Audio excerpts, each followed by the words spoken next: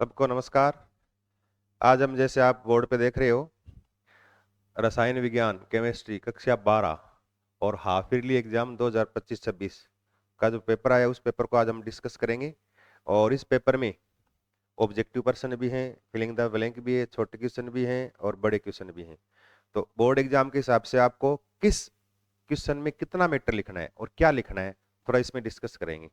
और ध्यान रखो, एग्जाम में बोर्ड एग्जाम में इस पेपर में से भी कोई ना कोई क्वेश्चन आ सकता है, इसको आप छोड़े नहीं।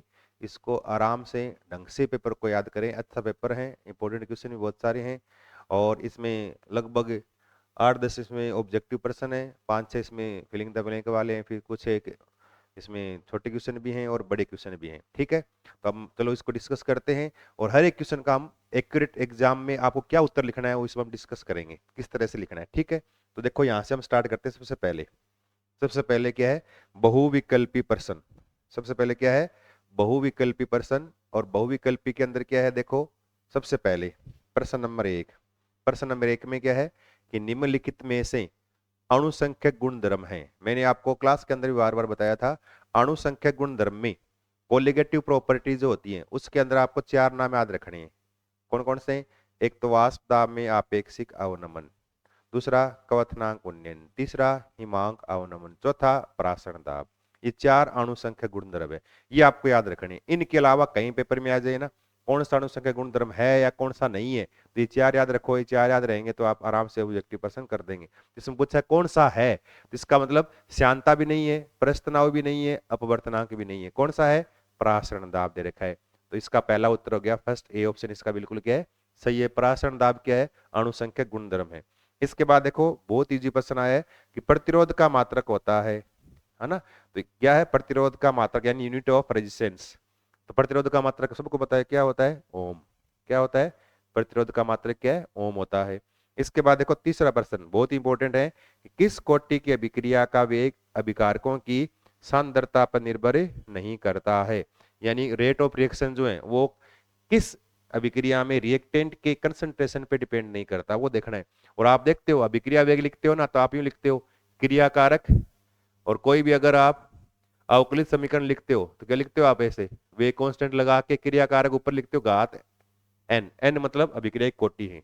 अब देखो अगर यहाँ कोटि एन का मान अगर 0 कर देने यहाँ, इसका मतलब पूरा मान क्या हो जाएगा? कांस्टेंट हो जाएगा, स्थिर हो जाएगा, इस पे डिपेंड नहीं करेगा। तो याद रखो शून्य कोटि अभिक्रिया में अभिक्रिया वेग जो क्रियाकारक पे डिपेंड नहीं करता, तो यहाँ पर क्या करना आपको? 0 ऑर्डर करना है, शून्य कोटि। तो कौन सा ऑप्शन है? पहला ऑप्शन है शून्य कोटि अभिक्रिया। उसके बाद देखो प्रश्न नंबर 4 कि रंगीन लवण कौन बनाते हैं, यानी कलर्ड साल्ट कौन बनाते हैं? रंगीन लवण। और मैंने आपको जब डी ब्लॉक पढ़ाया था ना, तब डी ब्लॉक में मैंने बार बार कहा था, उसमें आपको एक हेडिंग भी लिखाया था कि डी ब्लॉक की प्रॉपर्टी यानी गुणों में क्या लिखा है कि रंगीन आयनों का निर्माण किस प्रकार से करते, पूरा हमने इसका डिस्क्रिप्शन किया था, एग्जाम्पल भी किए थे हमने।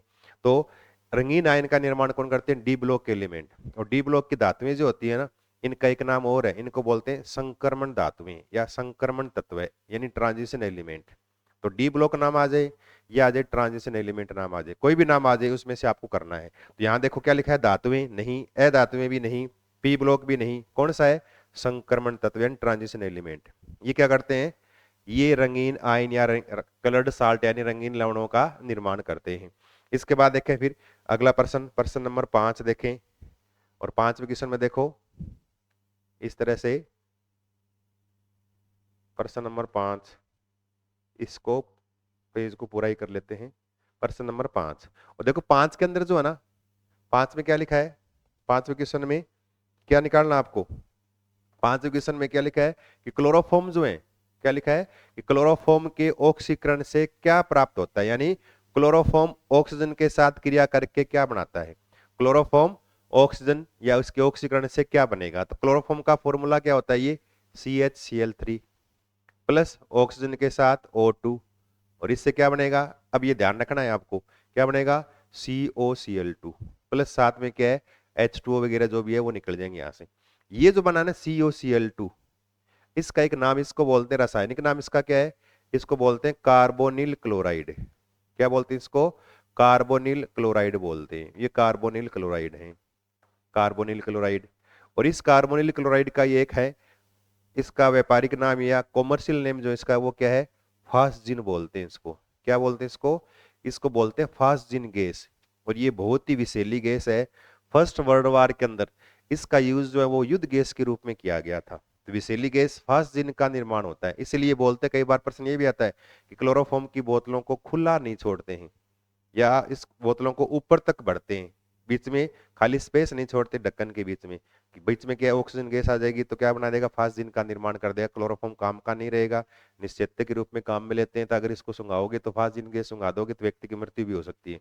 इसलिए COCl2 यानी फास्जिन का निर्माण होता है। फास्जिन है ये, एक होता है फास्फिन, फास्फिन अलग होता है, इसको बोलते हैं फास्फिन, जिसमें मछली के समान गंध आती है, ये फास्फिन है।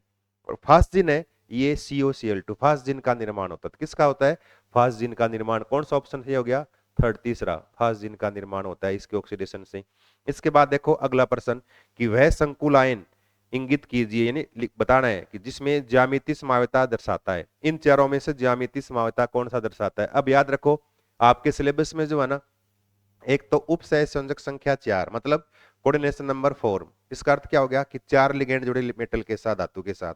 और एक है उपसह संयोजक संख्या 6 मतलब धातु के साथ 6 लिगेंड जुड़े, यानी 6 इसमें कोऑर्डिनेशन बॉन्ड या उपसह संयोजक बंध बने। तो 4 और 6 में मैंने आपको समावता बताई है। और 4 वाले में ज्यामिति उसी में होगी जिसके अंदर दो दो के दो ग्रुप हो या चारों अलग हो। ये मैंने 2 पॉइंट करवाए आपको। और जहां 6 लिगेंड जुड़ेंगे ना, 6 बंध बनेंगे, वहां पर क्या है, या तो 4 का एक ग्रुप हो, 2 का एक ग्रुप हो, उनमें ज्यामिति समावता होगी, या 3 वाले के अंदर क्या होगी, ज्यामिति समावता होगी। अब यहां चेक कर लो, देखो पहला ऑप्शन क्या है, CrH2O4Cl2, इसका मतलब 4 का और 2 का ग्रुप है, इसके अंदर ज्यामिति समावता हो सकती है, पहला ऑप्शन सही हो गया। फिर देखो दूसरे में PTNH33Cl, यानी इसमें NH3 3 और 1 Cl, 3 और 1 का ग्रुप है, इसमें ज्यामिति समावता नहीं हो सकती। यहां देखो NH36, सारे 6 आगे एक समान लिगेंड, इसमें न तो ज्यामिति और नई प्रकाशिक कोई समावता नहीं होती। इसमें देखो COCN5NC मतलब 5 और 1 का ग्रुप आ गया, इसके अंदर भी ज्यामिति समावता नहीं होती। किसके अंदर होगी, पहला ऑप्शन है CrH2O4Cl2 के अंदर क्या होगी, ज्यामिति समावता पाई जाएगी। तो ये तो अपने 6 क्वेश्चन जो है ना, ये 6 प्रश्न है, ये कौन से ऑब्जेक्टिव प्रश्न आए हैं, कौन सा है, ऑब्जेक्टिव क्वेश्चन है। इसके बाद देखो अपना आगे वाला पार्ट, और आगे वाले पार्ट में देखो 7वां क्वेश्चन ऑब्जेक्टिव में, देखो 7वां, 10 ऑब्जेक्टिव प्रश्न आए। 7वें में देखो प्राथमिक एल्कोहल, अगला क्या है कि प्राथमिक एल्कोहल के ऑक्सीकरण से क्या प्राप्त होता है। प्राइमरी एल्कोहल जो है ना, अगर इसका ऑक्सीडेशन करवाएं, और 3 पॉइंट याद रखो आप, अगर प्राथमिक एल्कोहल का ऑक्सीकरण करवाएंगे तो एल्डिहाइड बनेगा। द्वितीयक एल्कोहल यानी सेकेंडरी एल्कोहल का ऑक्सीडेशन करवाएंगे तो क्या बनेगा, कीटोन बनेगा ऑक्सीकरण करवाने पर। और तृतीयक एल्कोहल का करवाओ ऑक्सीकरण तो क्या बनेगा, एल्कीन बनेगा। ये 3 पॉइंट याद कर लो, प्राथमिक एल्कोहल से एल्डिहाइड, द्वितीयक एल्कोहल से कीटोन, तृतीयक एल्कोहल से एल्कीन बनता है। तो यहाँ क्या पूछा है, प्राथमिक एल्कोहल के ऑक्सीकरण से क्या बनेगा, तो क्या बनेगा, एल्डिहाइड का निर्माण होता है, तो एल्डिहाइड बनेगा। ऑप्शन नंबर 4 अपना सही हो जाएगा। इसके बाद देखो अगली 8वां प्रश्न है कि कार्बिल एमीन अभिक्रिया से प्राप्त होता है। कार्बिल एमीन रिएक्शन जो होती है, यानी एमीन्स वाले चैप्टर में से आई है, और कार्बिल एमीन अभिक्रिया में हमेशा क्या बनता है, प्राथमिक एमीन का निर्माण। किसका होता है, प्राइमरी एमीन यानी प्राथमिक एमीन का निर्माण होता है। तो प्राथमिक एमीन बनता है कार्बिल एमीन अभिक्रिया में, पहला ऑप्शन क्या हो गया, सही हो गया। इसके बाद देखो फिर अगला कि नाइट्रोजनी क्षारक जो डीएनए में नहीं पाया जाता। अब डीएनए के अंदर नाइट्रोजनी क्षारक आपको बताइए, डीएनए के अंदर देखो 4 है, एडिनिन, AGTC, ये 4 है, ये डीएनए के अंदर होते हैं। डीएनए में एडिनिन, एडिनिन होता है पहला ऑप्शन, ग्वानिन, ग्वानिन भी होता है, ऑप्शन नहीं है। थाइमिन, थाइमिन भी होता है, दे रखा है। साइटोसिन, साइटोसिन भी होता है। क्या नहीं होता, यूरेसिल नहीं होता। और यूरेसिल किस में होता है, ये आरएनए के अंदर पाया जाता है, इसलिए यूरेसिल डीएनए के अंदर नहीं मिलता, इसलिए इसका सही ऑप्शन कौन सा हो गया, यूरेसिल, यानी चौथा ऑप्शन सही हो गया। इसके बाद देखो अपना 10वां प्रश्न, 10वें में क्या है, ट्राइमेथिलेमीन में नाइट्रोजन की ऑक्सीकरण अवस्था है। देखो यहाँ पर जो है ना, थोड़ा सा इसने गलत लिख दिया, ऑक्सीडेशन स्टेट नहीं है, ट्राइमेथिलेमीन में नाइट्रोजन की संकृत अवस्था है, हाइब्रिडाइज स्टेट कौन सी है। अब देखो ट्राइमेथिलेमीन में ऐसे लिखेंगे, ट्राइमेथिल मतलब इस तरह से नाइट्रोजन पर 3 क्या लगा दे, मेथिल समूह लगा दे, ट्राइमेथिलेमीन इस तरह से, और एक क्या लगा दिया, लोन पेयर लगा दिया, इस तरह से एक लोन पेयर है जोड़ दिया। और याद रखो जब संकर निकालते हो ना, 11वीं क्लास में पढ़ा आपने, संकर निकालते हैं तब हमेशा बॉन्ड काउंट करते हैं। बॉन्ड में देखो 1 2 3, तो ये कोवलेंट यानी सह संयोजक बंध बने। और लोन पेयर जो होता है ना, वो एक बॉन्ड के रूप में काउंट होता है जब संकर निकालते हैं। तो 3 1 ये 4, और 4 के लिए क्या होता है, एक एस और पी एस एक बार आता है, उसके बाद पी अधिकतम 3 बार आएगा, तो 3, तो 1 और 3 कितने हो गए, 4, 4 पूरे हो गए। तो संकरण कौन सा हो गया, sp3। तो इसके अंदर ऑप्शन कौन सा है, सी क्या हो गया इसका, sp3 संकरण आ गया। ठीक है, ये तो अपने हैं इसमें कौन से, ये तो इसके अंदर आगे सारे ऑब्जेक्टिव पर्सन, यहां तक 10 पर्सन आए थे, ये 10 के उत्तर हैं। ये थोड़े से आपको ध्यान रखने हैं और इनको थोड़ा ढंग से पढ़ना है, क्योंकि पेपर में जो है ना, इनमें से हो सकता है कोई पर्सन आपके पेपर में आ जाए, तो थोड़ा सा सिस्टमेटिक तरीके से इसको याद करना है। ठीक है ना, और चारों ऑप्शन देखने हैं, कौन से ऑप्शन में क्या पूछा गया है, वो थोड़ा आपको ध्यान रखना है, ताकि आगे जो आप क्वेश्चन और पढ़ो और नोट्स पढ़ो ना, तब आपके ध्यान में रहे कि ये पेपर में आया था, उसी प्रकार का कोई और प्रश्न मिल जाए तो आपको थोड़ा सा इसको ढंग से देखना है। इसके बाद देखो अगला प्रश्न जो है वो रिक्त स्थानों की पूर्ति कीजिए, यानी फिलिंग द ब्लैंक वाला प्रश्न नंबर 2 है। ये भी आधा दिन नंबर के 6 क्वेश्चन है। और वैसे बोर्ड एग्जाम जो होता है ना, बोर्ड एग्जाम के अंदर देखोगे ना आप, तो आपके लगभग ये जो ना छोटे वाले प्रश्न, ये ऑब्जेक्टिव प्रश्न और ये फिलिंग द ब्लैंक, ये प्रश्न जो है ना, ऑब्जेक्टिव प्रश्न आएंगे 12 और फिलिंग द ब्लैंक है ये आएंगे 6, 12 और 6 18 तो ये आएंगे। और इसके अलावा फिर आगे 12 प्रश्न छोटे छोटे आएंगे, एक एक नंबर के आएंगे। लगभग 30 नंबर का मीटर जो है ना वो ऑब्जेक्टिव टाइप ही रहेगा। तो अगर आप छोटे प्रश्न याद कर लोगे ना, तो आपके 30 नंबर आराम से आ सकते हैं। उसके बाद बाकी बचा 26 नंबर का मीटर, 56 नंबर का एग्जाम होता है ये बोर्ड में। तो 26 में से है ना कि बड़े प्रश्न आएंगे, बड़े भी क्या है छोटे टाइप से आते हैं। बड़ा 4 नंबर का प्रश्न, उसके भी 3-4 पार्ट कर देंगे, तो उतना ही लिखना है, 2-3 लाइन सब में लिखनी है, तो आराम से आप कर सकते हो। थोड़ा उस ऑब्जेक्टिव टाइप से पढ़ो और थोड़ा इसको लर्न करने की कोशिश करो। अब देखो पहले क्या है, पहला प्रश्न क्या है, बेंजीन डाइएजोनियम क्लोराइड का रासायनिक सूत्र क्या है। बेंजीन डाइएजोनियम क्लोराइड का फॉर्मूला पूछ लिया आपसे। अब देखो फॉर्मूले में ऐसे कर सकते हो, बेंजीन डाइएजोनियम, डाई मतलब 2, एजो नाइट्रोजन को बोलते हैं एजो, तो डाई, और जिसमें प्लस होना उसके नाम के एंड में एम लगाते हैं, तो क्या होगा बेंजीन डाइएजोनियम, मतलब 2 नाइट्रोजन और नाइट्रोजन पे चार्ज क्या आएगा प्लस, डाइएजोनियम। ये बेंजीन डाइएजोनियम, और क्लोराइड Cl माइनस, ये इसका फॉर्मूला हो गया। और यहां लिखना चाहे तो इसको मिला के लिख सकते हो आप, C6H5N2 प्लस और Cla माइनस, इस प्रकार से इसका फॉर्मूला हो गया। फिर देखो अगला प्रश्न कि CONH3 5Cl Cl2 में CO की ऑक्सीडेशन स्टेट पूछिए, इस संकुल में यानी कोबाल्ट इसकी ऑक्सीकरण अवस्था कौन सी होगी, ऑक्सीडेशन स्टेट कौन सी है। अब देखो जिसकी निकालनी हो ना, उसको आप ऐसे निकाल लिया करो कि CONH3 कितने हैं 5, उसके बाद एक Cl अंदर और 2 Cl क्या है बाहर है, ये है, ये संकुल है। जिसकी निकालनी हो ना उसको x मान लो, जैसे कोबाल्ट की निकालनी तो x मान लिया मैंने, प्लस बाकी सबको आगे जोड़ते जाओ। NH3 पे चार्ज न्यूट्रल लिगेंड, उदासीन लिगेंड, अब लिगेंड पे आपको चार्ज ज्यादा होनी चाहिए।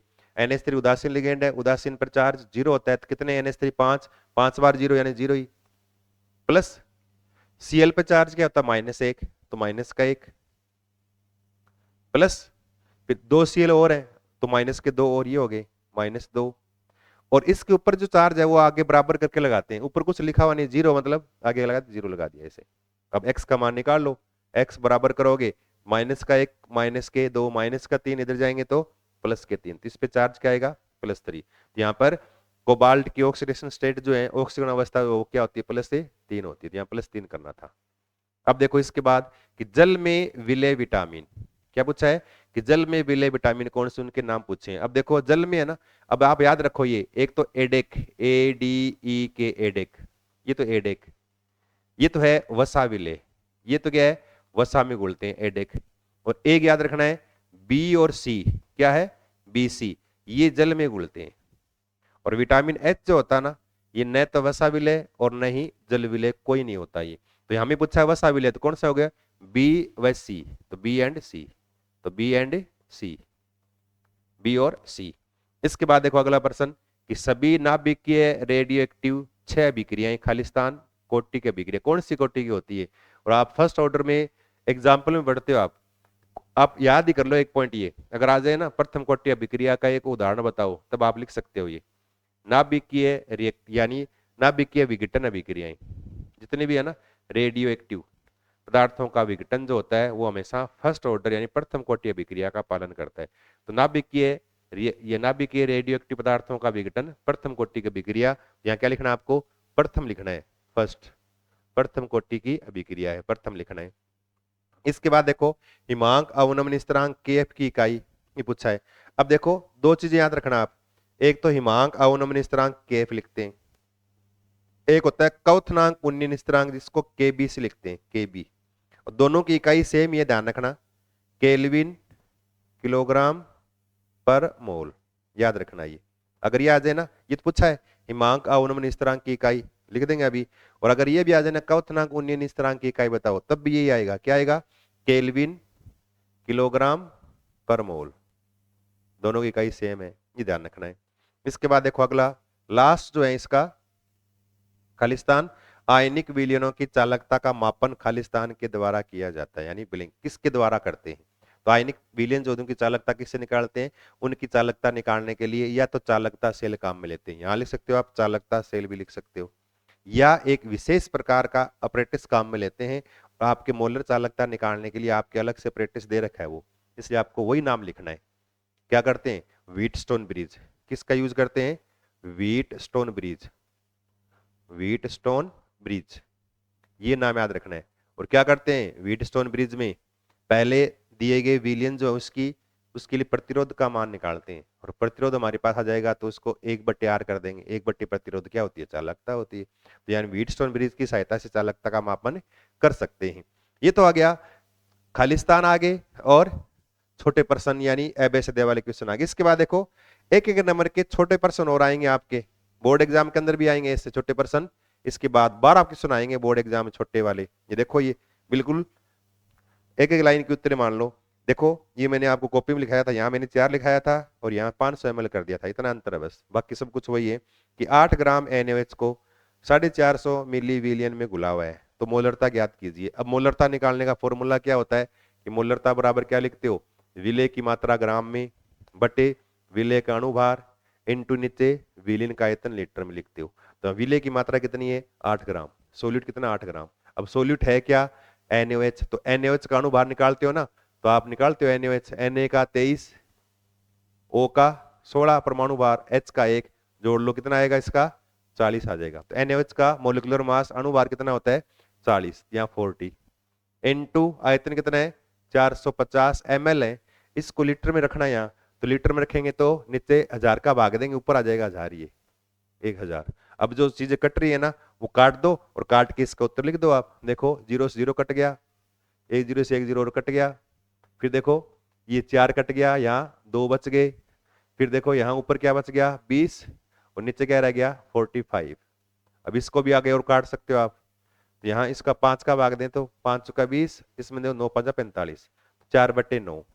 अब इसको आप सोल्व कर लो आगे, पॉइंट लगाया 40 हो गया, तो 9 चौका 36, 9 चौका 36, यानी 0.44 बड़ा आगे m लगाना है, 0.44 आगे बड़ा m, मोलरता का मान इतना। बस एक फॉर्मूला याद है तो वैल्यू रख के आपको तुरंत उत्तर निकालना, ज्यादा गुणा भाग करने की आवश्यकता है नहीं। अब देखो दूसरा क्या है कि द्वितीय कोटि अभिक्रिया के वेग स्थिरांक की इकाई का मान पूछा है। क्या पूछा है कि द्वितीय कोटि अभिक्रिया के वेग स्थिरांक की इकाई लिखिए। अब वेग स्थिरांक की इकाई है ना, इसको निकालने का देखो मैं आपको है ना एक फॉर्मूला बता ही देता हूं आपको, ये फॉर्मूला आप याद रखो, आपके बार बार काम में आएगा। ये आवश्यक नहीं कि द्वितीय कोटि पूछे, हो सकता है शून्य कोटि पूछ ले, हो सकता है प्रथम कोटि अभिक्रिया के लिए वेग स्थिरांक की इकाई पूछ ले, तब आप ये याद रख लो फॉर्मूला, एक मोल बटे लीटर, और इसकी पावर क्या लिखनी है 1/n, और आगे टाइम इनवर्स, जो टाइम ऑप्शन दे रखे हैं उस टाइम को आप मिनट है तो मिनट कर लो, सेकंड है तो सेकंड, मैंने सेकंड कर दिया यहाँ। अब देखो n जो है ना ये अभिक्रिया कोटि है। अब क्या पूछा है द्वितीय कोटि अभिक्रिया, अगर शून्य होता ना तो यहाँ 0 रखते तो 1 बचता, 1 बचता ही मोल प्रति लीटर प्रति सेकंड शून्य कोटि के लिए। प्रथम कोटि का है तो 1 से 1 कैंसिल हो जाएगा, 0 बचेगा ऊपर, 0 बचते ही पूरी राशि 1 हो जाएगी, तो क्या बचेगा सेकंड इनवर्स प्रथम कोटि अभिक्रिया के लिए, फर्स्ट ऑर्डर के लिए। सेकंड ऑर्डर द्वितीय कोटि अभिक्रिया में यहाँ n का मान 2 रखना है, 2 रखते यहाँ पर -1 बचेगा, और -1 मतलब ये होगी इसकी पूरी घात क्या आ गई ऊपर -1 आ गई। इसका मतलब मोल तो क्या हो गया माइनस इनवर्स हो गया। लीटर ऊपर जाएगा माइनस माइनस क्या हो जाएगा प्लस, तो लीटर प्लस आ गया, और आगे सेकंड है ही माइनस, सेकंड इनवर्स। ये क्या आ गई, द्वितीय कोटि अभिक्रिया के लिए क्या आ गई, वेग इस तरह की इकाई mole inverse litre into second inverse. ठीक है, इसके बाद देखो अपना अगला प्रश्न क्या लिखा है, कोलराउस का नियम लिखिए। अब कोलराउस का नियम का एक तो लिखना आपको परिभाषा इसकी, और एक लिखना है इसका आपको गणितीय रूप लिखना है। कैसे, देखो इस तरह से देख लिया ना ये तो। अब देखो कैसे करोगे आप, एक तो क्या इसकी डेफिनेशन लिखनी है ना, उसमें देखो बोल देता हूं मैं इसको, थोड़ा लिखना है आपको। क्या लिखना है कि अनंत तनुता पर किसी विलयन की मोलर चालकता, क्या लिखेंगे, अनंत तनुता पर किसी विलयन की मोलर चालकता, अनंत तनुता पर किसी विलयन की मोलर चालकता उस विलयन में उपस्थित धनायन की अनंत तनुता पर मोलर चालकता व ऋणायन की अनंत तनुता पर मोलर चालकताओं का योग होती है। मतलब किसी विलयन की चालकता निकालोगे ना, तो उसके अंदर जितने आयन है सब आयन की चालकता जोड़ दो, उसकी चालकता आ जाएगी। ये कोलराउस कहता है, लेकिन उसमें एक शब्द जोड़ दिया अनंत तनुता पर, मतलब बहुत अधिक सॉल्यूशन को डाइल्यूट कर दिया, आयनों के बीच लगने वाला आकर्षण जीरो हो गया, जीरो मान के फिर किए। इसका मतलब इस फॉर्मूले को, कोलराउस का नियम है ना, ये लिख के परिभाषा, फिर नीचे आपको एक फॉर्मूला लिखना यूं, लेमडा एम अनंत बराबर U V plus lambda plus अनंत plus V minus lambda minus अनंत, ये लिखना है।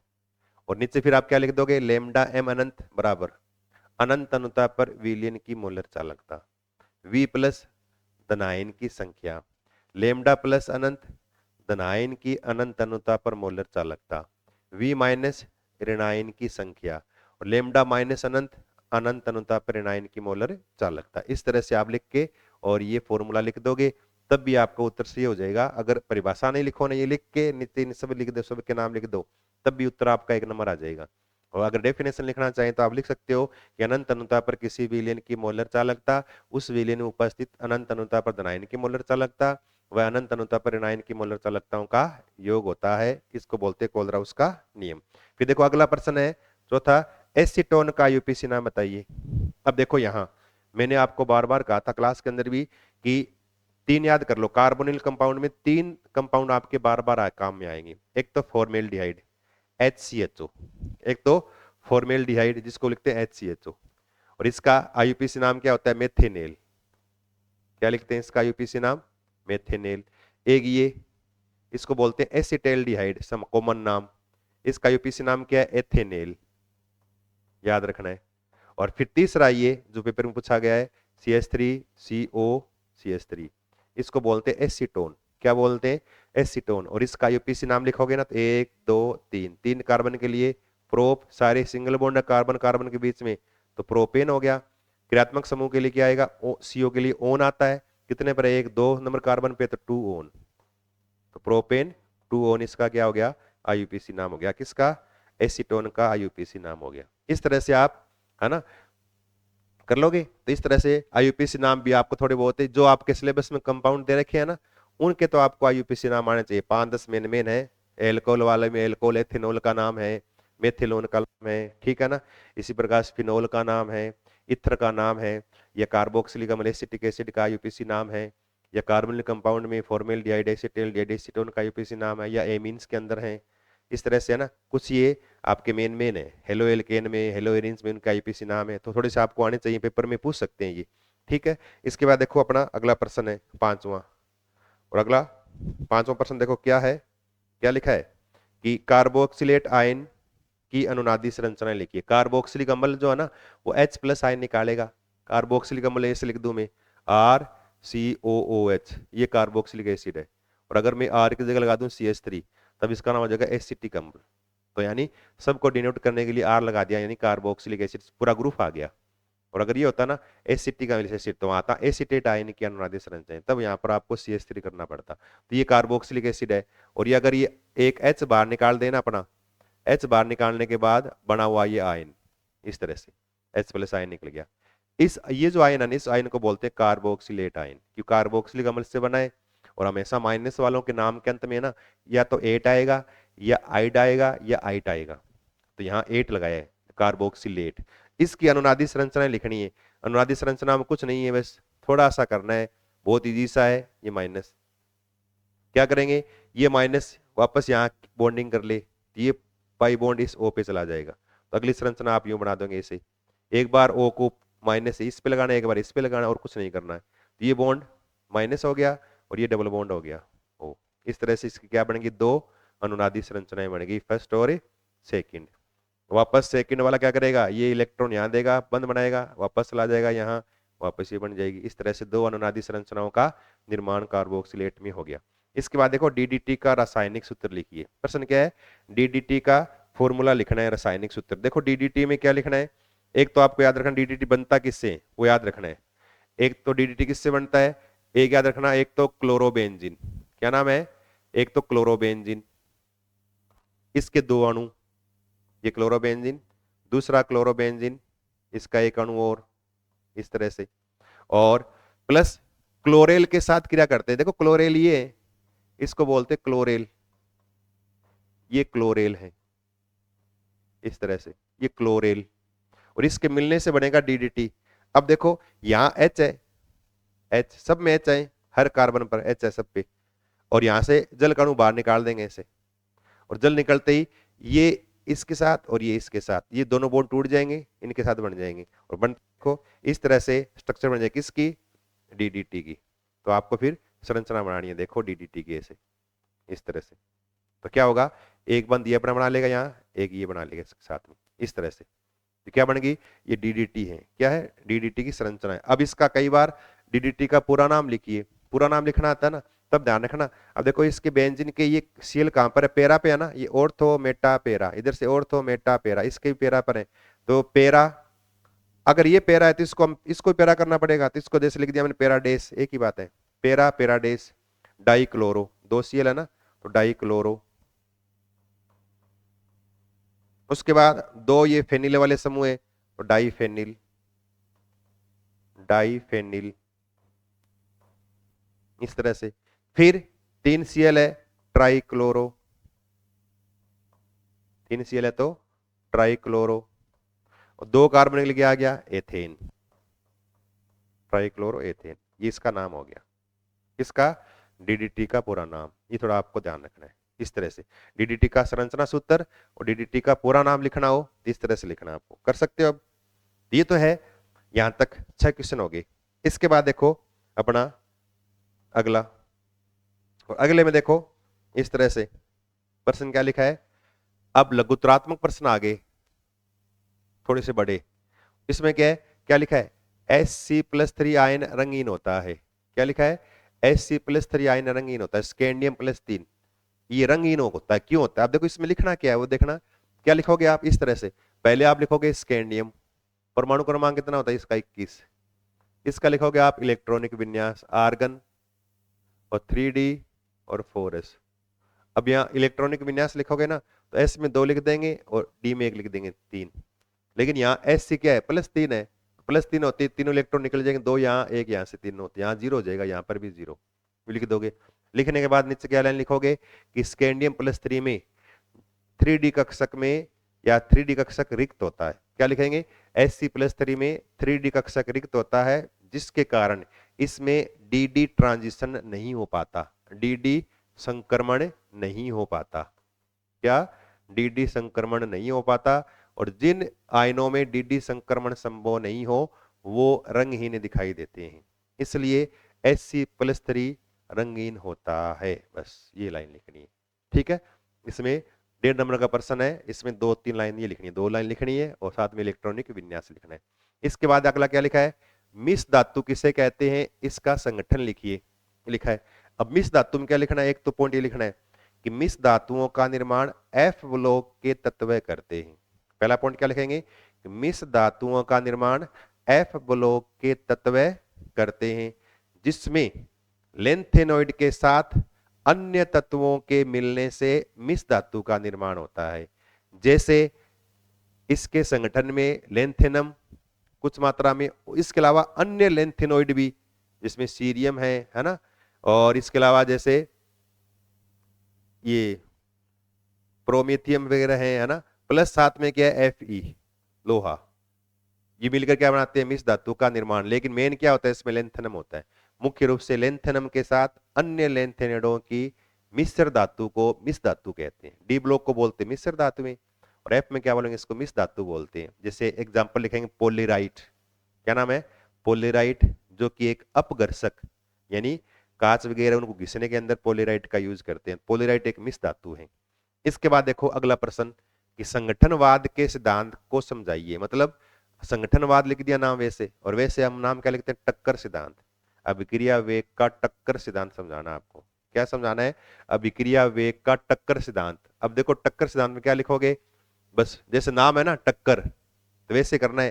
क्या लिखोगे, पहले तो ये सिद्धांत दिया किसने, क्या लिखोगे, ये सिद्धांत मैक्स ट्राउड्स, क्या नाम है, मैक्स ट्राउड्स व लुइस के द्वारा दिया गया। पहला पॉइंट ये लिखो, मैक्स ट्राउड्स व लुइस के द्वारा दिया गया। पहला पॉइंट तो ये, मैक्स ट्राउड्स व लुइस के द्वारा दिया गया। फिर क्या लिखोगे, इस सिद्धांत के अनुसार क्रिया कारक के अणु आपस में टक्कर कर उत्पाद का निर्माण करते हैं।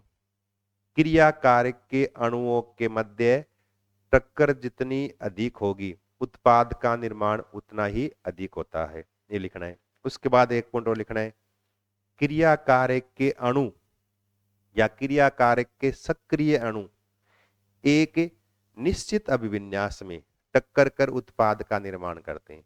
यदि क्रिया कारक के अणुओं का अभिविन्यास सही नहीं हो तब टक्कर से उत्पाद का निर्माण नहीं होता। इसलिए क्रिया कारक के अणुओं का अभिविन्यास भी सही होना चाहिए। अतः अभिक्रिया का वेग सक्रिय अणुओं की सांद्रता पर निर्भर करता है। और फिर लिखना है टक्कर सिद्धांत का गणितीय रूप लिखना नीचे, के बराबर इस तरह से यूं यूं जेड ई और ई की पावर माइनस ई ए अपॉन आर टी। ये टक्कर सिद्धांत का गणितीय रूप लिखना है बस। और यहां लिखना है के, यहां लिखना है वेग स्थिरांक है, और जेड ये लिखना है यहाँ, ये इसको बोलते हैं टक्कर आवर्ती। क्या लिखना है, इसे टक्कर आवर्ती कहते हैं।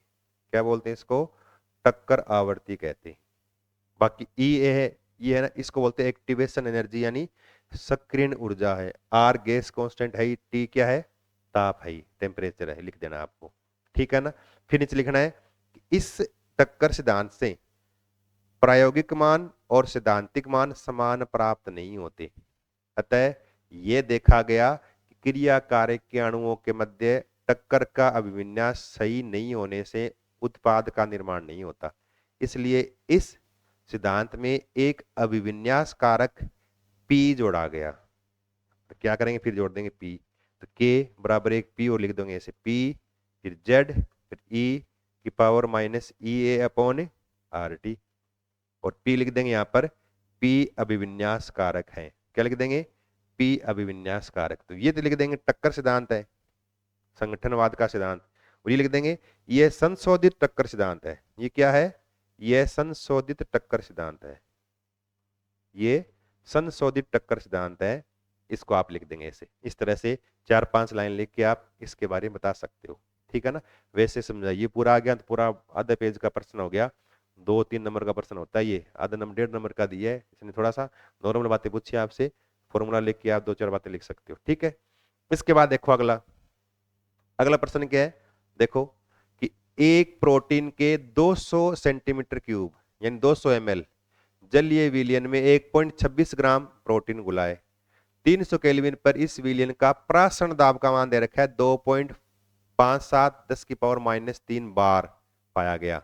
प्रोटीन के मोलर द्रव्यमान की गणना कीजिए। अब देखो पीछे बताया था कि प्रोटीन या फिर कहते हैं बहुलक, इन सब के अणुभार यानी मोलर द्रव्यमान या मोलिकुलर मास ज्ञात करने के लिए हमेशा क्या करते हैं, प्राशन दाब काम में लेते हैं। तो यहाँ प्राशन दाब वाला फॉर्मूला आपको काम में लेना है।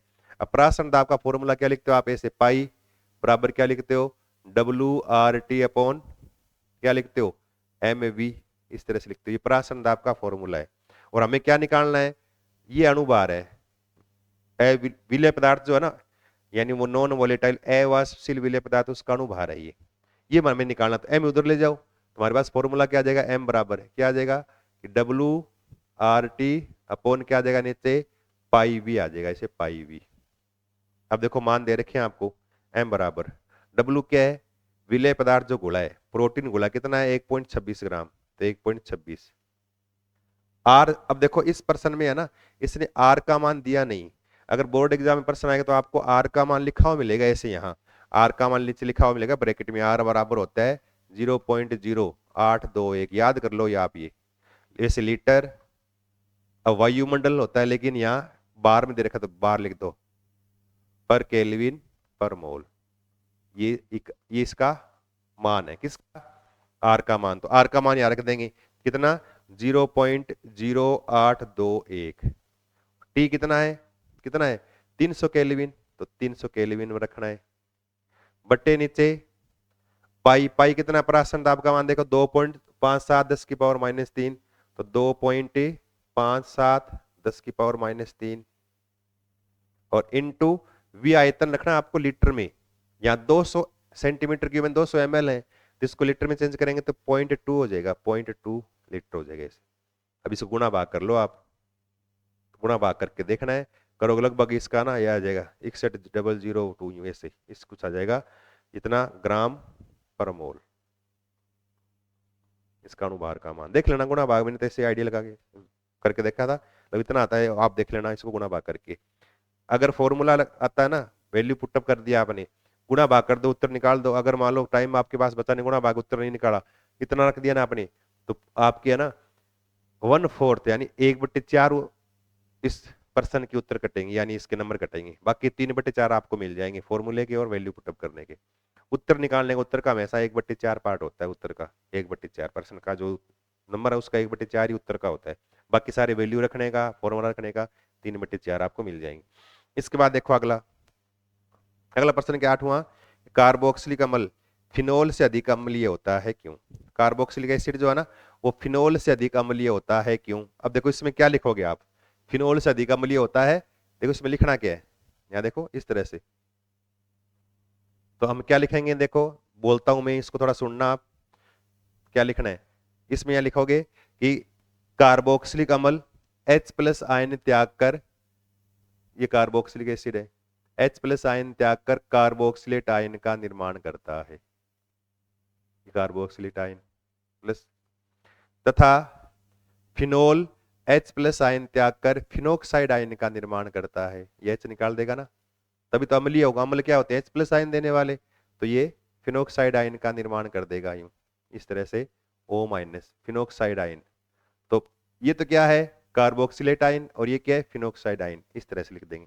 फिर नीचे 2 लाइन लिखेंगे कि फिनोक्साइड आयन की तुलना में बना हुआ कार्बोक्सिलेट आयन अनुनाद के द्वारा अधिक स्थायी, इसमें भी अनुनाद होता है लेकिन इसके अंदर कार्बोक्सिलिक अम्ल में कार्बोक्सिलेट आयन जो है ना इसमें माइनस चार्ज हमेशा O के ऊपर रहता है, लेकिन जब फिनोक्साइड आयन की अनुनादी संरचना बनाओगे ना, आप याद करना फिनोक्साइड आयन की अनुनादी संरचना लिखिए, पेपर में आता कई बार, फिनोक्साइड आयन की अनुनादी संरचना बनाओगे ना ऐसे, देखो इस तरह से यूं, एक दो बना देता हूँ फिर आगे आप बनाते रहना, देखो इस तरह से यूं, ये माइनस बॉन्डिंग यहाँ करें तो ये बॉन्ड यहाँ आ जाएगा और यहाँ पे ही अगली संरचना, इसको माइनस को आगे घुमाते रहेंगे फिर बाद में, देखो डबल बॉन्ड हो गया O और यहाँ 2 बॉन्ड है, यहाँ चार्ज क्या आ गया ये माइनस, फिर इस माइनस को आगे और घुमा दो, इसको यहाँ ले आओ फिर इसको यहाँ ले आओ इस तरह से।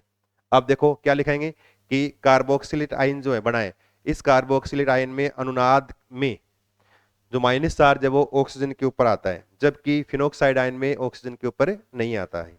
हेलो हाँ सर, हाँ हाँ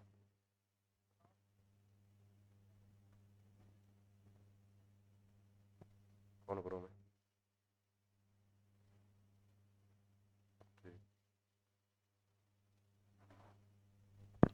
तो इसमें क्या लिखेंगे कि कार्बोक्सिलिक अम्ल H+ आयन त्याग कर कार्बोक्सिलेट आयन का निर्माण करता है, जबकि फिनोल H+ आयन त्याग कर फिनोक्साइड आयन का निर्माण करता है, और बना हुआ कार्बोक्सिलेट आयन फिनोक्साइड आयन की तुलना में अधिक स्थायी होता है, इसलिए कार्बोक्सिलिक अम्ल अधिक H+ आयन त्याग कर फिनोल की तुलना में अधिक अम्लीय गुण दर्शाता है, बस ये लिखना है।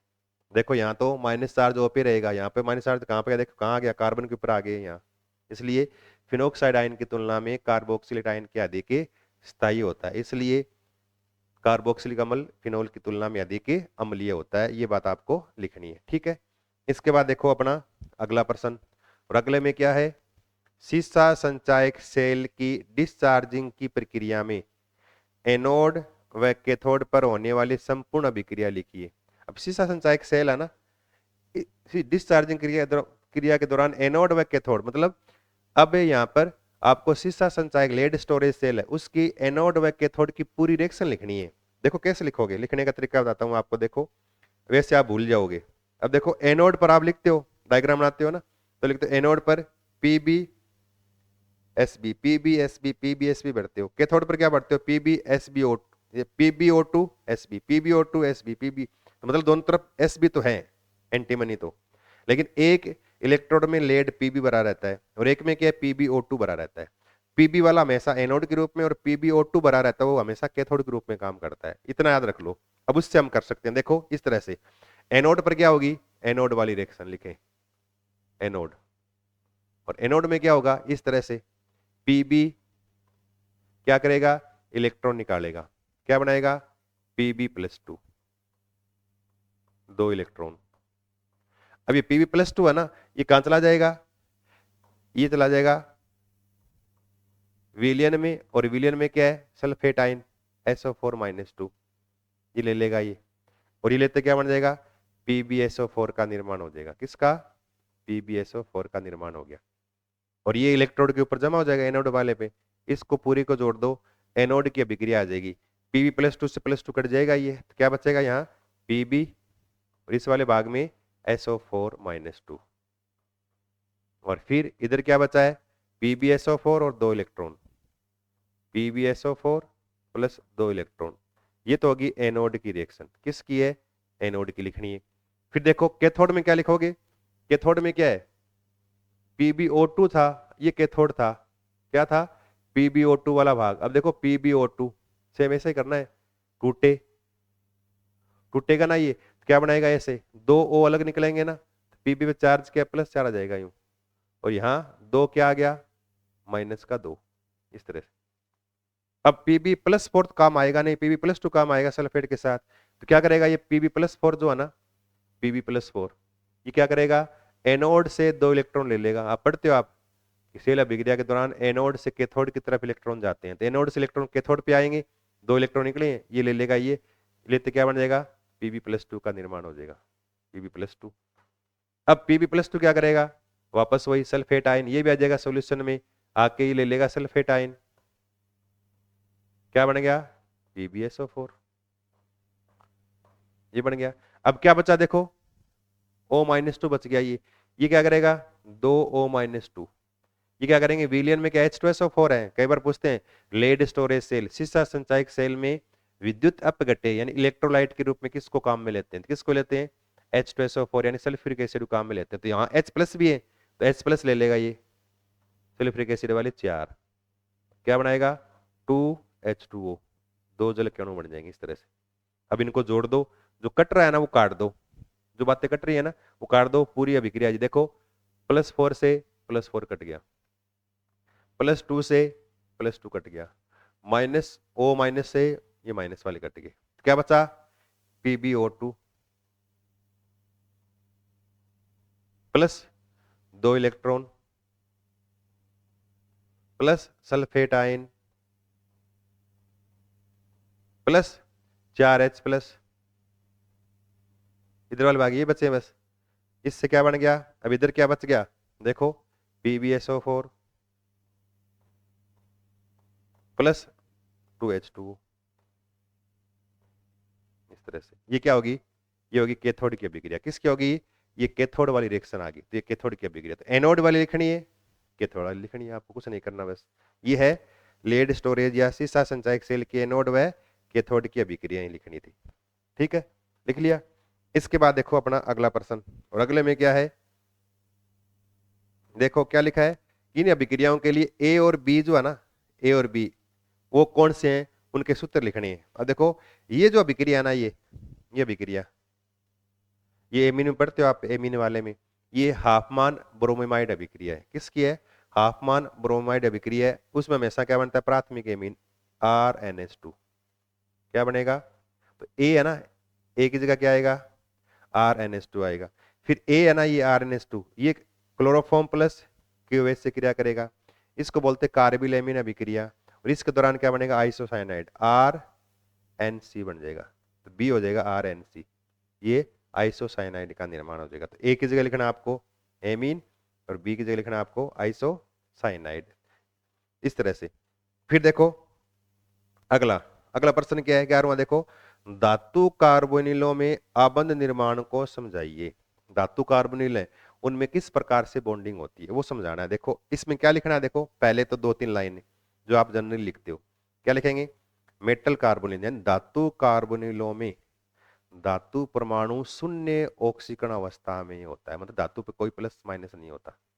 तो धातु कार्बोनिल में धातु परमाणु शून्य ऑक्सीकरण अवस्था में होता है, जिसमें कार्बोनिल लिगेंड धातु को इलेक्ट्रॉन युग्म देकर उसके साथ उपसहसंयोजक बंध का निर्माण करता है। अब देखो फिर आगे क्या करना है, फिर आपको ये देखो इस तरह से एक आपको डायग्राम बनाना है, यूं कैसे, देखो ये मेटल है धातु, है ना, और इस धातु के पास इस तरह से कक्षक है, ये यूं कक्षक है, और दो ये बनाने हैं ऐसे इस तरह से, और इधर क्या बनाना है आपको, इधर बनाना है कार्बोनिल ग्रुप सी, इस तरह से ये बना दिया, इसके ऊपर इसके ऑर्बिटल हैं, और इस पे देखो इस तरह से इसकी तरह ही यूं, और एक बनाना है यहां पर इस तरह से बना देंगे, ठीक है ना। और अब देखो इतना होने के बाद, इतना हो गया ये, अब यहां पर क्या करना है, देखो इस तरह से कार्बोनिल जो ग्रुप है ना वो क्या करेगा, मेटल को अपना इलेक्ट्रॉन का जोड़ा देगा, इस तरह से इधर देगा, तो यहाँ क्या बनेगा, सिग्मा बंध का निर्माण, और वापस मेटल क्या करेगा, अब ये तो क्या है, धातु खाली कक्षक है, ये धातु के भरे हुए कक्षक है, ये भरे हुए इस तरह से, ये इसके भरे हुए हैं और इसके वेकेंट है, तो ये क्या लिखेंगे, धातु भरे हुए कक्षक, धातु के भरे कक्षक, और ये क्या है, ये धातु के रिक्त कक्षक, धातु के रिक्त कक्षक, इसमें कार्बोनिल में ये तो क्या है, रिक्त कक्षक,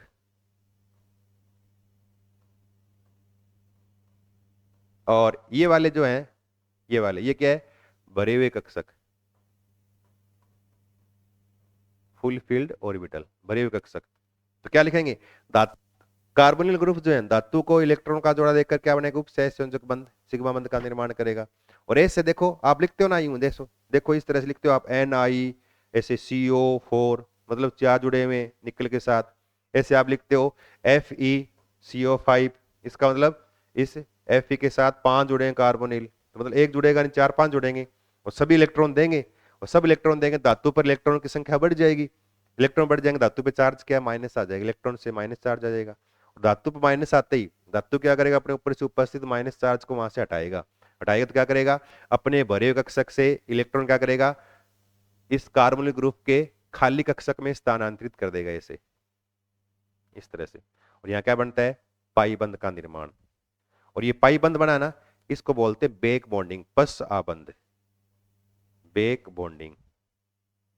तो ये डायग्राम बनाना है आपको, मेन डायग्राम यही है, बेक बॉन्डिंग या पस आबंध, इसको बोलते हैं पस से आबंध या बेक बॉन्डिंग, पस आबंध बन गया। अब ये डायग्राम बनाना है बस, और क्या लिखना है, देखो 2-3 लाइनें। पहला पॉइंट क्या लिखना है कि धातु कार्बोनिल यौगिकों में धातु परमाणु शून्य ऑक्सीकरण अवस्था में होता है, पहला पॉइंट तो ये। फिर 1-2 एग्जाम्पल लिख देंगे, जैसे ये लिख देंगे धातु कार्बोनिल कंपाउंड है। फिर क्या करेंगे कि धातु कार्बोनिल यौगिकों में कार्बोनिल लिगेंड धातु के रिक्त कक्षकों में इलेक्ट्रॉन देकर उपसहसंयोजक बंध का निर्माण करता है। इस क्रिया के दौरान धातु पर इलेक्ट्रॉन की संख्या बढ़ने से ऋणावेश उत्पन्न हो जाता है।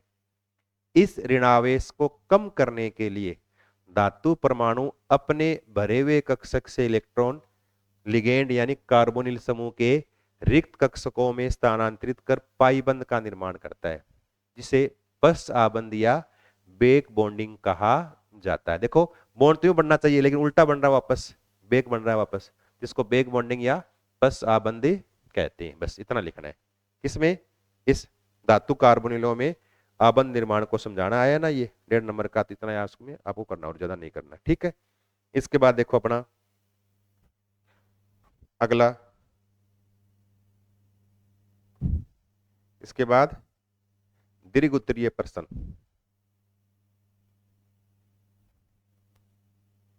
इसके बाद देखो आगे आ गया दीर्घ उत्तरीय प्रश्न। दीर्घ में देखो 12वां प्रश्न, और 12वें प्रश्न में देखो क्या है, क्या दे रखा है 12th वाले में, 12वें में कि संयोजकता बंध सिद्धांत के आधार पे। प्रश्न बहुत इंपॉर्टेंट है, ये हो सकता है इसकी जगह एग्जाम्पल दूसरा आ जाए, पेपर में ऐसे प्रश्न आते हैं, आएंगे 1-2%, 100% आएंगे बोर्ड एग्जाम में। संयोजकता बंध सिद्धांत के आधार पर CONH3 6+3 के चुंबकीय गुण व रंग को समझाइए। चुंबकीय गुण व रंग को समझाना है कि रंगीन होगा या नहीं होगा। अब देखो किस तरह से इसकी आपको इसका एक्सप्लेनेशन करना है। देखो इस तरह से यूं लिखना, आपको क्या लिखोगे, ये है CONH3 6 और ऊपर क्या लिखेंगे +3, इस तरह से। और ये अगर इसका नाम लिखना चाहें तो नाम क्या लिखोगे, टेट, ये हेक्साएमीन कोबाल्ट थर्ड आयन, इसका यूपीसी नाम क्या होगा, हेक्साएमीन कोबाल्ट थर्ड आयन। अब इसमें संकट निकालोगे ना तो NH3 लिगेंड कौन सा है, पर्बल मैंने कहा था NH3 CO CN और NO2, ये तीन चार याद कर लो, CO CN minus NH3 NO2 minus, ये चार आपके सिलेबस में याद कर लो, ये पर्बल लिगेंड है। और ये जुड़े रहेंगे तो डी अंदर के भाग लेंगे संकरण में, बाकी आज उनमें संकरण के बाहर डी भाग लेंगे, ठीक है ना। अब देखो NH3 पर्बल लिगेंड है, 6 जुड़े हैं तो 6 बंद बनेंगे, और 6 बनेंगे तो संकरण कौन सा होगा, 1S 3P 4 2D 6, मतलब यूं होगा ना, 6 के लिए 1S 3P और 2D, 1 3 4 2 6, ये हो गया ना। पी अधिकतम 3 बार आ सकता है, उसके बाद डी स्टार्ट हो गई 6। लेकिन ये पर्बल लिगेंड है ना तो डी अंदर कर देंगे, और अंदर करेंगे ना तो यहाँ संकरण कौन सा होगा, तो यहाँ लिखेंगे संकरण, इस तरह से संकरण। और क्या लिखोगे, D2sp3 ऐसे लिख दिया। और ये लिखने के बाद फिर आप लिखोगे यहाँ कोबाल्ट, परमाणु क्रमांक कितना होता है 27, इसका लिखोगे इलेक्ट्रॉनिक विन्यास यूं आर्गन। इसके बाद 3D 4S फिर 4P, आगे 4D है, उसकी हमें आवश्यकता नहीं है, हमें DSP चाहिए, DSP चाहिए। अब देखो S में 2 27 है ना, तो S में 2 18 आर्गन, 18 2 20, 20 और 7 27, और P में 0 है, इस तरह से। अब हमारे पास क्या है, अब अगर इसका डायग्राम बनाएं तो आप ऐसे डायग्राम बना देंगे यूं, इस तरह से 1 2 3 4 5, 1 S और 3 क्या है P, इस तरह से। इनमें इलेक्ट्रॉन भर देंगे आप, इलेक्ट्रॉन कैसे भरेंगे, देखो इस तरह से, डी में 7 भरने, 1 2 3 4 5 6 और 7, एस में 2 भरने, इस तरह से, पी खाली है ही। अब हमारे पास क्या है, हमारे पास है यहाँ पर CO पर चार्ज क्या आएगा, निकाल के देख लो, COX NH30 बराबर, ऊपर वाला चार्ज हमेशा बराबर आता है, बराबर +3, तो x बराबर +3, यानी CO पे चार्ज +3 आएगा, तो CO +3 ऐसे निकाल लो। सही, इसको x मान लिया, ये 0 बराबर +3, क्या आएगा +3 आएगा, तो CO +3, और +3 होते ही क्या हो गया, इसमें से क्या हो गए 3 इलेक्ट्रॉन निकल गए, तो 3 निकाल दूं ना मैं, तो देखो अब S के 2 निकाल दिए और एक P का निकाल दूं, S में 0 हो गया, और एक D का निकाल दूं, D में कितने हो गए 6 हो गए अभी यूं। अब इसका डायग्राम बनाओ आप ऐसे, कक्षक डायग्राम, इसका ऑर्बिटल डायग्राम बनाएंगे S और P, इस तरह से। अब इनमें इलेक्ट्रॉन भर दो ऐसे 6, 1 2 3 4 5 और एक डबल 6 आ गया। अब ये तो कोबाल्ट +3 है, अब इसके पास NH3 आएगा लिगेंड बंद बनाने के लिए, तो क्या लिखेंगे, NH3 की उपस्थिति में, NH3 की उपस्थिति में, की उपस्थिति में, और NH3 है ना, इसकी उपस्थिति में होगा क्या, NH3 प्रबल लिगेंड है। प्रबल लिगेंड क्या, इलेक्ट्रॉन को हुंड के नियम के विपरीत पूरे सबको क्या कर देगा, पेयर कर देगा, युग्मित कर देगा, सारे इलेक्ट्रॉन एक जगह आ जाएंगे। और एक जगह आते ही है ना, अब इसका इलेक्ट्रॉन का विन्यास है ना ऐसे हो जाएगा, यूं देखो, यूं इस तरह से, यूं। अब 6 इलेक्ट्रॉन है ना, सारे डबल डबल भर जाएंगे, अब सिंगल बनने की आवश्यकता नहीं, हुंड के नियम के विपरीत हो गया ये। 2 2 4 और 2 6 पेयर हो गए। अब क्या बच गया देखो, डी के 2, 1 S 3 P, क्या हो गया, D2sp3 संकरण, यूं लिख दोगे। और संकरण होते ही सभी कक्षक न डी रहेगा, न एस रहेगा, ना पी रहेगा, सारे बिल्कुल बराबर ऊर्जा वाले और समान संरचना वाले हो जाएंगे सारे। कितने है ये, 6 है ना, तो 6 से बना दूंगा मैं एक साथ, देखो इस तरह से, 1 2 3 4 5 6, और ये 6 खाली है। अब देखो 6 है ना ये, अब इन सबका नाम, ये सारे क्या है, ये 6 कक्षक, ये सारे क्या, 6, ये 6 कक्षक क्या है, 6 D2sp3 संकृत कक्षक है। क्या है, D2sp3 संकृत कक्षक।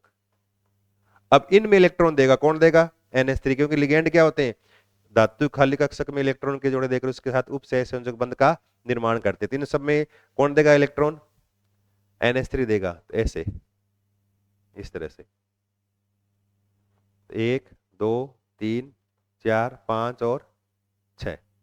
अब इनमें इलेक्ट्रॉन कौन देगा, दो दो इलेक्ट्रॉन देगा इस तरह, 1 2 ऐसे। कितने NH3 है, पूरे 6 है ना, तो 6 यहाँ सारे दो दो इलेक्ट्रॉन दे देंगे, यहाँ उपसह संयोजक बंध बना लेगा, यूं NH3 एक बना दिया, दूसरा NH3 इसने यहां बना लिया, तीसरा NH3 इसने यहां बना लिया, चौथा NH3 इसने यहां बना लिया, पांचवा NH3 इसे यहां बना लिया, छठा NH3 इसे यहां बना लिया।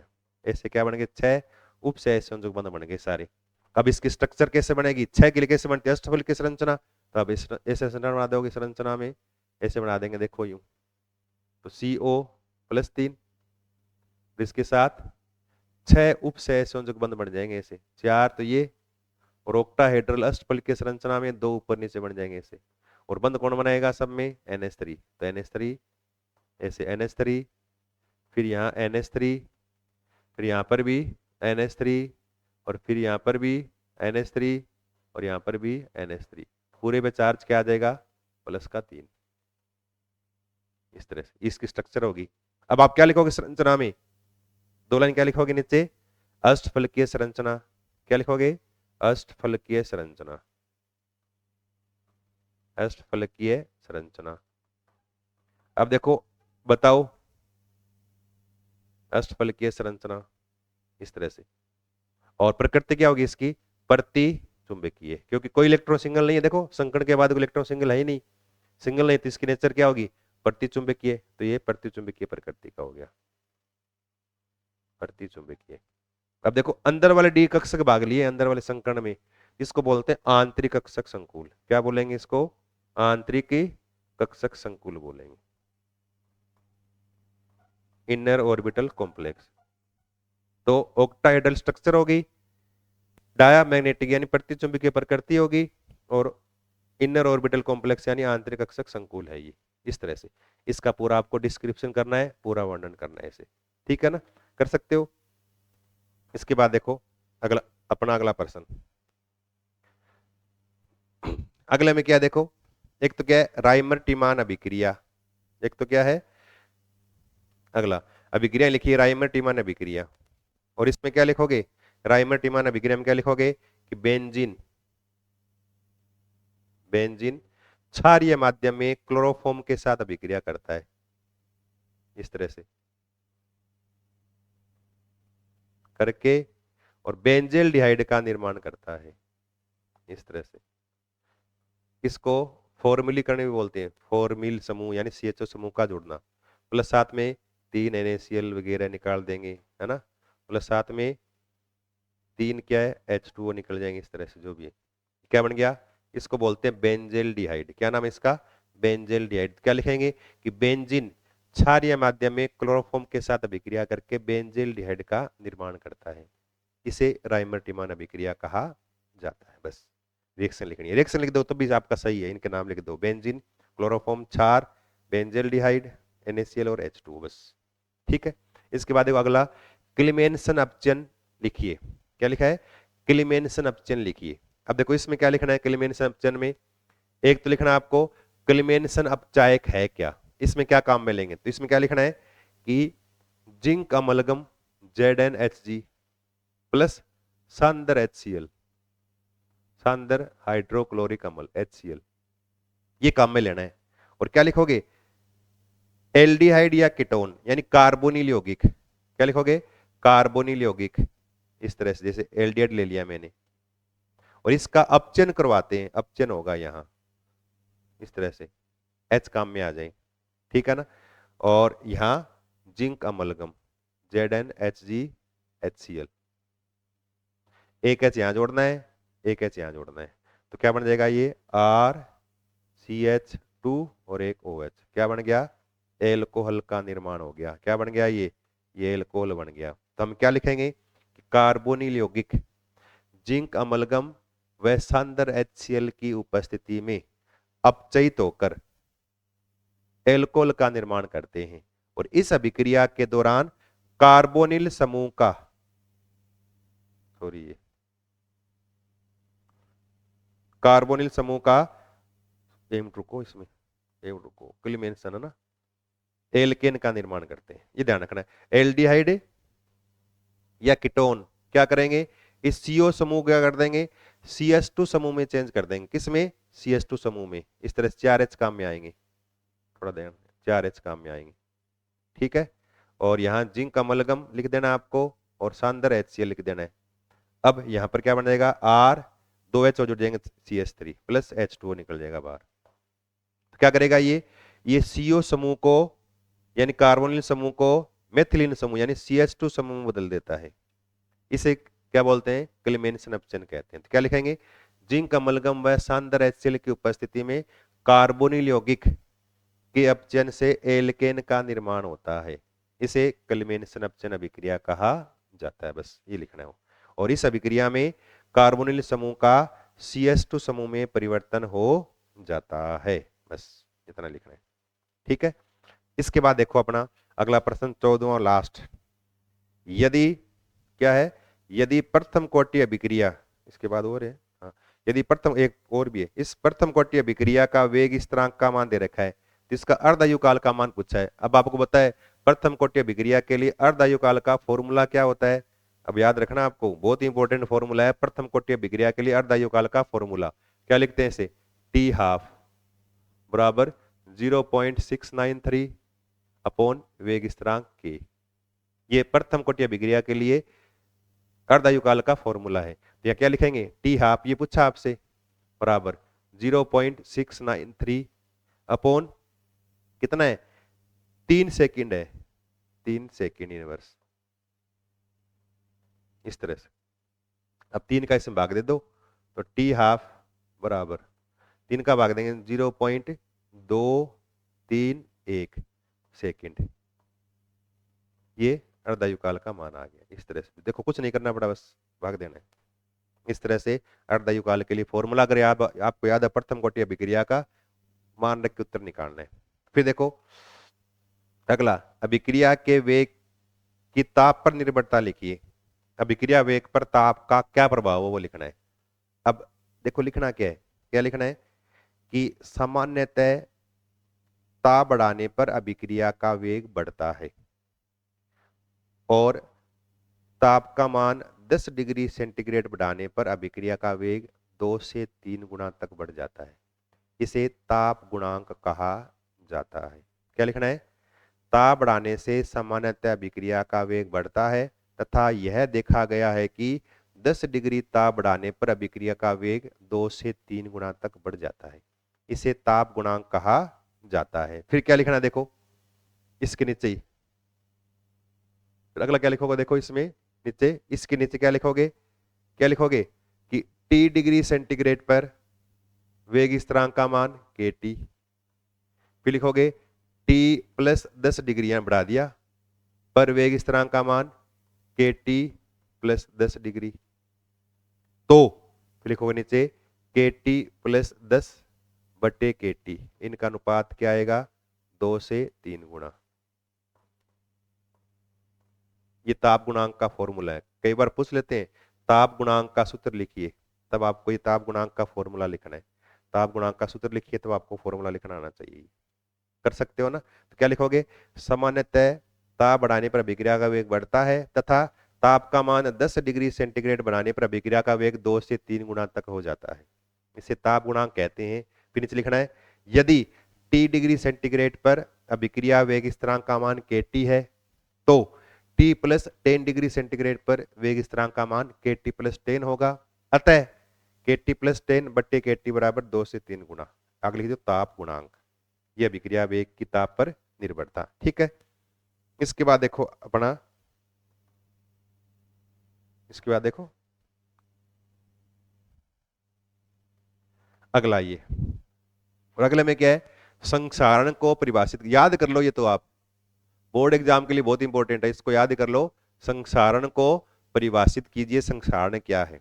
अब देखो क्या लिखना है आपको थ्योरी में, क्या लिखना है कि अधिक क्रियाशील धातुएं, क्या लिखना है, अधिक क्रियाशील धातुएं वायुमंडलीय ऑक्सीजन व नमी की उपस्थिति में अपनी सतह पर एक ऑक्साइड की परत बना लेती हैं जो कि धातु से निरंतर अलग होती रहती है, जिससे धातु नष्ट हो जाती है। इस क्रिया को धातु का संक्षारण कहा जाता है। जैसे लोहे के लाल भूरे रंग का जंग लगता है, चांदी के काले रंग का जंग लगता है, वह इसी प्रकार से तांबे के हरे रंग का जंग लगता है। ये एग्जाम्पल लिख देना है, ठीक है ना, संक्षारण में। और फिर पॉइंट लिखना और कि नमी की उपस्थिति में संक्षारण अधिक होता है और लवणीय जल में संक्षारण अधिक होता है, ये लिखना है। इसलिए समुद्री जहाज के तलवे जल्दी खराब हो जाते हैं संक्षारण क्रिया से। अब देखो याद यहाँ भी ये रखना है, यहाँ तो संक्षारण क्या समझाइए, मेन 2-4 लाइन लिखनी है, लेकिन यहाँ पर कई बार ये पूछते हैं संक्षारण की रोकथाम के उपाय बताइए, याद होनी चाहिए आपको।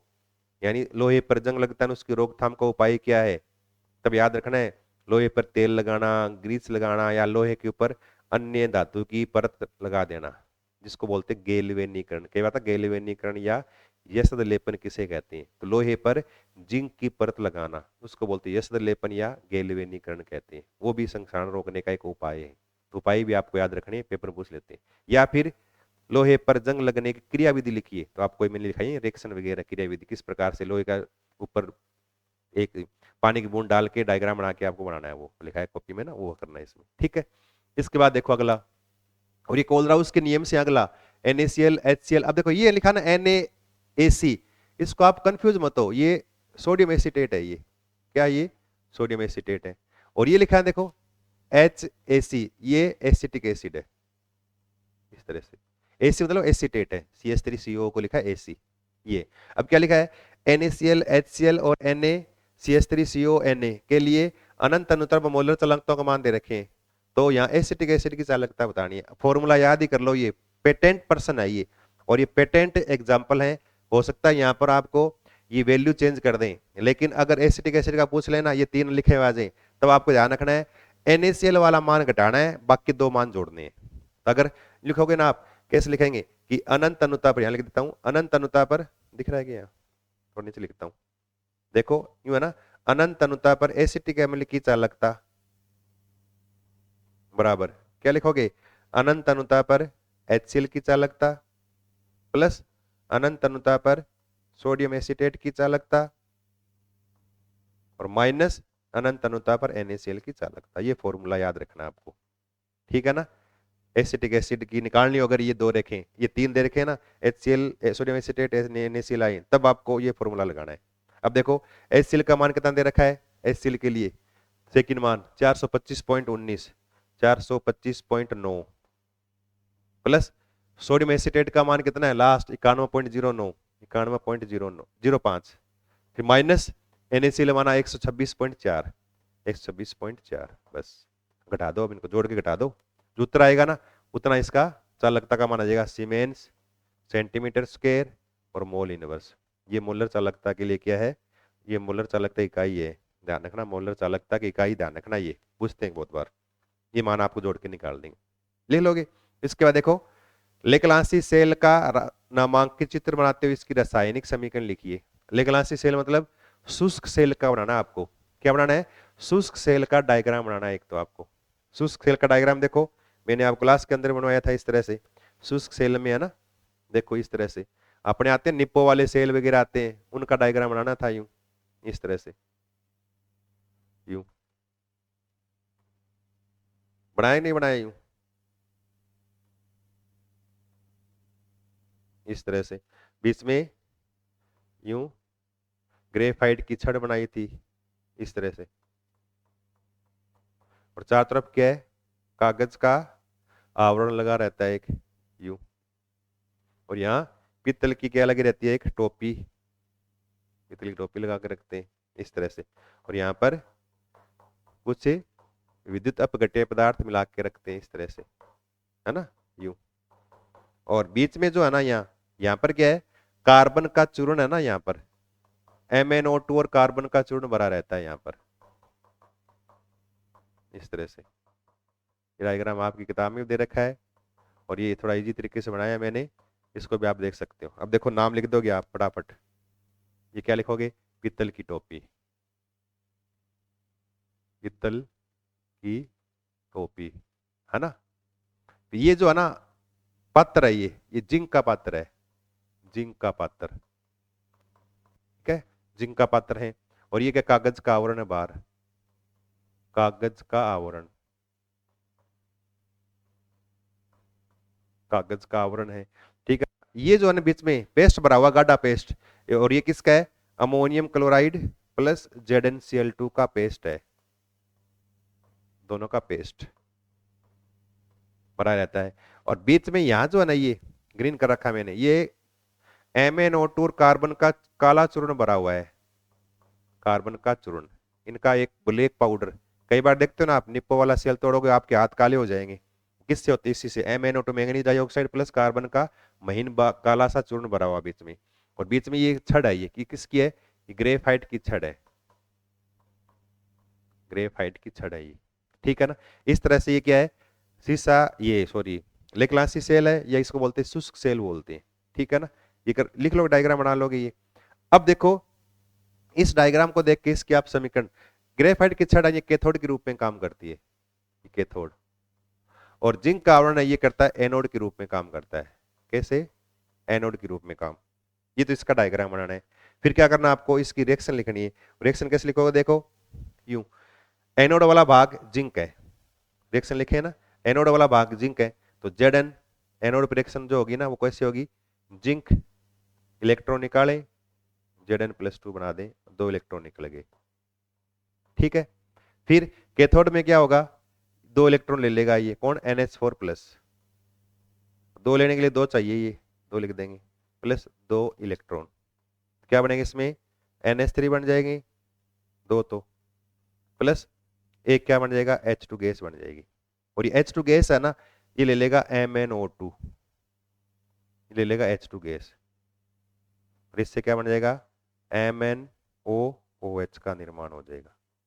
इसमें जैसे 2, तो यहाँ 2, अब बाकी जोड़ दो इन सबको, ये क्या, सेल की पूरी अभिक्रिया आ जाएगी। और पूरी के अंदर देखो जो कट रहा है वो काट दो, क्या कट रहा है, देखो 2 इलेक्ट्रॉन से 2 इलेक्ट्रॉन कैंसिल हो गए, ये कट गया, बाकी H2 से H2 कैंसिल हो गया, ये कट गया, तो क्या बचा, देखो इधर तो जिंक प्लस 2NH4 प्लस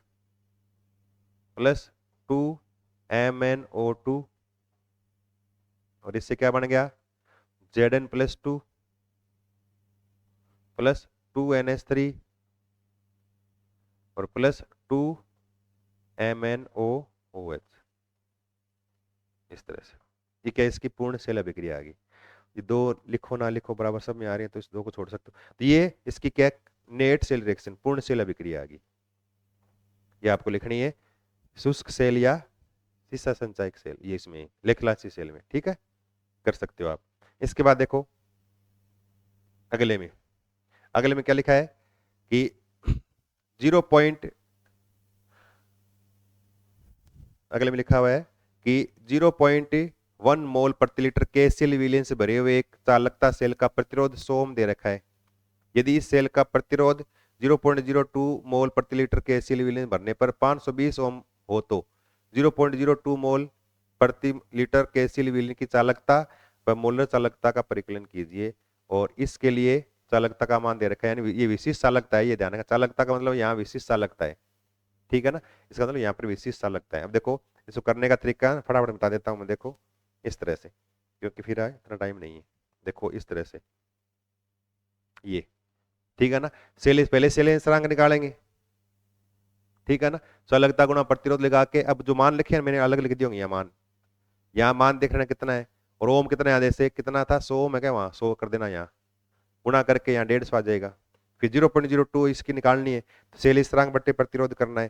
तो सेल स्थिरांक का मान यहाँ कितना आता है वो लिख देना, बट्टे प्रतिरोध कितना है 520 है क्या, 520 ओम जो भी है यहाँ लिख देंगे, उत्तर निकाल लेना। फिर इससे ये आगे विशिष्ट चालकता का मान, इससे मोलर चालकता निकालनी है। तो जो उत्तर आए ना, ये इसको रखना है यहाँ के की जगह रखना है, × 1000 कर देना है। और सांद्रता कितनी है सी, उस सी का मान देख लेना है। सी का मान कितना है देखो, सांद्रता किसकी निकालनी है, इसकी 0.02, तो 0.02 लिख देना यहाँ 0.02 आ जाएगा इसी की जगह, गुणा भाग उत्तर निकालना, बस ये करना है, ठीक है। इस तरह से करना है, करके देख लेना। फिर देखो अपना अगला क्या है, गाटरमान कोच अभिक्रिया पर टिप्पणी लिखिए। क्या नाम है, गाटरमान कोच अभिक्रिया पर टिप्पणी लिखिए। अब देखो गाटरमान कोच अभिक्रिया जो है ना, अब नेम रिएक्शन है ना, आपके 8-10 मेन नेम रिएक्शन है चैप्टर में, तो आपको याद करनी है, क्योंकि यूं मानोगे एग्जाम में 4 नेम रिएक्शन तो आएगी बोर्ड एग्जाम में। तो जितनी भी नेम रिएक्शन है 8-10 जो भी है 10-12, वो सारी ढंग से याद कर लो। देखो हेलो एल्केन हेलो एरिन्स में स्वार्ट्स अभिक्रिया है, फिकिनस्टाइन अभिक्रिया है, ठीक है ना, वो 2 मेन आपको याद करनी है। इसके अलावा उसमें एक ये भी आती है, ये स्टीफन अभिक्रिया भी आती है, वो थोड़ी याद करनी है। फिर एल्कोहल वाले में है ना, एल्कोहल वाले 1-2 रिएक्शन आती है, वो है मेन रिएक्शन जो है कार्बोनिल कंपाउंड है ना, एल्डिहाइड कीटोन और कार्बोक्सिलिक एसिड, उनके अंदर मेन खूब सारी रिएक्शन है, वो आपको ढंग से याद करनी है उसी में से। अब देखो है क्या, ये गाटरमान कोच अभिक्रिया, और गाटरमान कोच अभिक्रिया में क्या है, CO प्लस HCl की उपस्थिति में रिएक्शन करानी है, और यहाँ पर किसका प्रवेश हो जाएगा, CHO समूह का प्रवेश हो जाएगा, बस। इसको गाटरमान कोच एल्डिहाइड संश्लेषण बोलते हैं, एल्डिहाइड बनाने की विधि है आपके दे रखी है, देख लेना, ठीक है ना।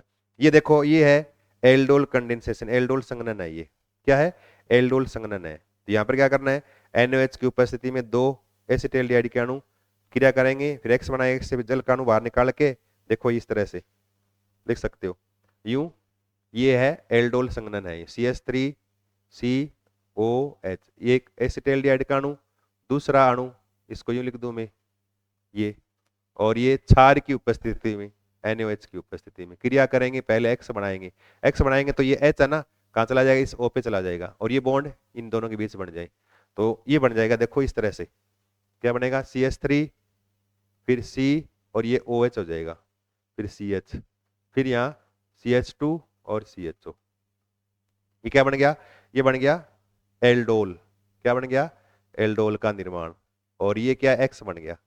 फिर क्या है, गर्म किया, जल का अणु बाहर निकालना है H2O, जल का अणु OH यहाँ से और H यहाँ से निकाल देंगे, बीच में डबल बॉन्ड आ जाएगा, आते ही बन जाएगा CH3 फिर CH फिर डबल बॉन्ड फिर CH फिर CHO, ये असंतृप्त एल्डिहाइड यानी ये Y बन गया।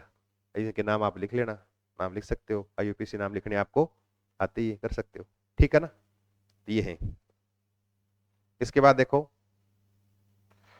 रोजनमुंड अपचन अभिक्रिया लिखनी है एक, इसके बाद क्या है कि रोजनमुंड अपचन अभिक्रिया लिखनी है,